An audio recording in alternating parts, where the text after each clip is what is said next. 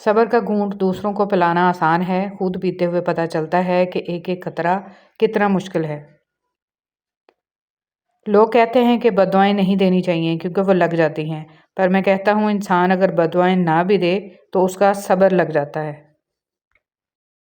صبر، جب مقام صبر پر دل اظہار شکر کرنے لگ جائے تو سمجھ لو تمہارے اللہ کو تمہارا صبر کرنا پسند آ گیا ہے۔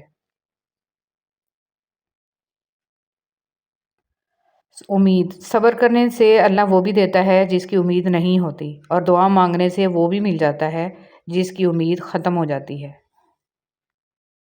صبر کا تعلق خاموشی سے ہوتا ہے جس کا شور صرف اللہ جانتا ہے۔ صبر کی ایک بات بہت اچھی لگتی ہے، جب آ جاتا ہے تو کسی کی طلب نہیں رہتی۔ صبر کریں، اگر اللہ آزمانے والا ہے تو آزمائش سے نکالنے والا بھی تو ہمارا اللہ ہے۔ صبر، ان اللہ مع الصابرین، بے شک اللہ صبر کرنے والوں کے ساتھ ہے۔ وہ یہ نہیں دیکھتا کہ تم اس کے در پہ کس غرض سے بیٹھے ہو، وہ بس یہ دیکھتا ہے کہ اس کا بندہ اس کے در پہ بیٹھا ہے اور کس امید، یقین اور بے بسی کی حالت میں آ کے اس کے در پہ آیا ہے۔ اسے تمہارا آنا پسند ہے، تمہارا مانگنا پسند ہے، اس سے یہ تم سے بہتر معلوم ہے کہ تم کتنی دیر تک بیٹھ سکتے ہو۔ اس کی رحمت پہ یقین رکھو اور بیٹھے رہو۔ بے شک صبر کرنے والے اللہ کے خاص اور قریب ترین بندے ہوتے ہیں، ان کی دعاؤں کا جواب عرش سے دیا جاتا ہے اور اللہ تعالیٰ انہیں اپنی خاص رحمت اور سکون عطا فرماتا ہے۔ جو لوگ تکلیف دے رہے ہیں، بات بات تانا دے رہے ہیں، تہمتیں لگا رہے ہیں، تو آپ ایک بات کو یاد رکھیں کہ وہ رب کچھ نہیں بھولتا، وہ واقف ہے ہر زخم سے۔ لوگوں کی رویوں کو اس کے سپرد کر دیں، آپ کا اجر بہت قریب ہے۔ آپ کے صبر کے اس سفر میں آپ کا رب آپ کے ساتھ ہے، مایوس مت ہوں۔ تھوڑا سا اور صبر، بس تھوڑا سا اور صبر کر لو، پھر اللہ کی مدد تمہارے لیے آئے گی۔ تب تمہارے آنسو اور تمہارا تڑپنا خوشیوں میں یوں بدلتا نظر آئے گا کہ تم حیران رہ جاؤ گے اور تمہارا دل شکر سے بھر جائے گا انشاءاللہ۔ صبر میں شکوہ نہیں ہوتا، صرف خاموشی ہوتی ہے، اور اس خاموشی کا شور صرف اللہ ہی سنتا ہے۔ صبر کیجئے اور رب پر چھوڑ دیجئے، آپ کا رب جانتا ہے منافقوں سے نبٹنا۔ صبر اور توکل، صبر نے حضرت یوسف علیہ السلام کو عزیز مصر بنایا، جبکہ توکل نے حضرت موسیٰ کو دریا پار کروایا۔ اللہ ضائع نہیں کرے گا تمہاری دعا، تمہارا صبر، اور وہ تمہیں مانگتا دیکھ کر خوش ہوتا ہے، دیکھنا جلد ہی قبول ہوگی اور امید سے بڑھ کر ملے گا۔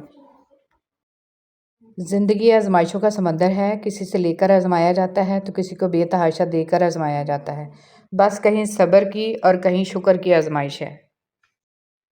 زندگی میں کچھ راستے صبر کے ہوتے ہیں اور کچھ راستے سبق کے۔ پتہ ہے ماچس آج بھی اتنی سستی کیوں ہے؟ اس لیے کہ آگ لگانے والوں کی قیمت کبھی نہیں بڑھتی۔ زندگی ایسے جیو کہ کسی کی زندگی کا حصہ بنو یا نہ بنو، مگر کسی کی دعاؤں کا حصہ ضرور بنو۔ کون کیا کر رہا ہے، کیوں کر رہا ہے، کیسے کر رہا ہے، ان سب باتوں سے آپ جتنا دور رہو گے اتنا ہی خوش رہو گے۔ وفاداری بہت قیمتی صفت ہے، سستے لوگوں سے اس کی امید نہ رکھیے۔ اللہ بدل دیتا ہے حالات، کوئی بھی آزمائش ہمیشہ نہیں رہتی۔ عزت تو سب کو چاہیے، مگر لوگ واپس دینا بھول جاتے ہیں۔ اے اللہ اس دن کی رسوائی سے بچا جب تو فرمائے گا اے مجرموں آج الگ ہو جاؤ۔ نرم دل لوگ جلدی رو پڑتے ہیں، جلدی روٹھ جاتے ہیں، جلدی مان بھی جاتے ہیں۔ سنا ہے اللہ کو ایسے لوگ پسند ہیں۔ سب مطلب کی بات سمجھتے ہیں، کاش کوئی بات کا مطلب سمجھتا۔ ہماری دنیا کے مسائل اتنے زیادہ نہیں ہیں جتنے طنز، سوال، دل دکھا دینے والے تبصرے۔ اگر صرف زبان روک لی جائے تو لوگوں کے دلوں کی تکالیف کم ہو جائیں گی اور بہت سے دلوں کو سکون ملے گا۔ جنہیں احساس ہی نہ ہو ان کے ساتھ گلے شکوے کیسے؟ 3 نیکیاں جن کو کرنے سے قیامت کے دن عرش کا سایہ نصیب ہوگا: ٹوٹے ہوئے رشتوں کو جوڑنا، دل نہ چاہتے ہوئے بھی معاف کرنا، اور کسی کے گناہوں کا پردہ رکھنا۔ نبی پیغمبر تکلیفوں سے گزرے لیکن وہ ان تکلیفوں میں ٹھہرے نہیں رہے، آگے بڑھ گئے۔ آگے بڑھ جانا افضل ہے، سفر جاری رکھنا عبادت ہے۔ یا اللہ میرے انتظار کو مختصر کر دے، میری دعائیں جو تیری قبولیت کی منتظر ہیں ان پر کن فرما دے، آمین۔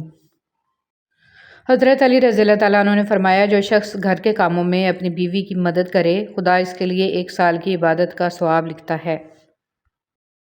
رشتوں کی خوبصورتی ایک دوسرے کی بات کو برداشت کرنے میں ہے۔ بے عیب انسان تلاش کرو گے تو اکیلے رہ جاؤ گے۔ آخرت کے اجر و ثواب کی نیت سے زندگی گزارو۔ کام کو بوجھ سمجھنے والوں کا کام گھٹتا اور بوجھ بڑھتا چلا جاتا ہے، جبکہ شوق سے کرنے والوں کا کام بڑھتا اور بوجھ گھٹتا چلا جاتا ہے۔ شاخ پر بیٹھا پرندہ شاخ کی کمزوری سے نہیں ڈرتا، کیونکہ اسے اپنے پروں پر اعتماد ہوتا ہے۔ اگر زندگی میں سکون چاہتے ہو تو کبھی کسی سے توقع مت رکھو، کیونکہ توقع کا پیالہ ہمیشہ ٹھوکروں کی زد میں رہتا ہے۔ رسول صلی اللہ علیہ وسلم نے فرمایا، جو شخص مومن مردوں اور عورتوں کے لیے مغفرت کے لیے دعا کرتا ہے، اللہ تعالیٰ اس کے لیے ہر مومن مرد اور عورت کے بدلے میں ایک نیکی لکھ دیتا ہے۔ خوبصورت لمحات انتظار کر رہے ہیں۔ صبر والے، جہاں اتنا صبر کیا وہاں تھوڑا اور سہی، کیونکہ سورہ یوسف مثال ہے کہ صبر کرنے والے ہمیشہ خوبصورت اختتام پائیں گے۔ جب رب کے فیصلے سمجھ آنا شروع ہو جائیں تو دل ضد کرنا چھوڑ دیتا ہے۔ صبر، جب زمین تمہیں تنگ لگے تو آسمان کی جانب دیکھنا، نم آنکھوں سے مسکرانا اور کہنا، اچھا تو ایسے راضی، میں بھی ایسے راضی۔ شکر، اللہ کا شکر ادا کیا کرو۔ قرآن پاک بھی الحمدللہ سے شروع ہوتا ہے۔ اللہ پر یقین، اللہ بہتر کرے گا، لیکن اللہ نے بہتر نہ کیا تو یقین رکھو وہ بہترین کرے گا۔ بے شک لہجے سخت ہیں، زندگی تنگ ہے، تہمتوں کا انبار ہے۔ زندگی دشوار ہے لیکن آپ نے صبر کرنا ہے، کیونکہ میرا اللہ عز و جل صبر کرنے والوں اور جہالت کو ترک کرنے والوں کے ساتھ ہے۔ صبر کا دامن نہیں چھوڑنا، وقت بھی بدلے گا، حالات بھی بدلیں گے اور دعا بھی قبول ہوگی۔ ہم ہمیشہ نعمتوں کو اپنی نیکیوں کا انعام سمجھتے ہیں اور مصیبتوں کو گناہوں کی سزا۔ اس دنیا میں جزا بہت کم ملتی ہے اور اس میں بھی امتحان ہوتا ہے۔ نعمت شکر کا امتحان ہوتا ہے اور مصیبت صبر کا۔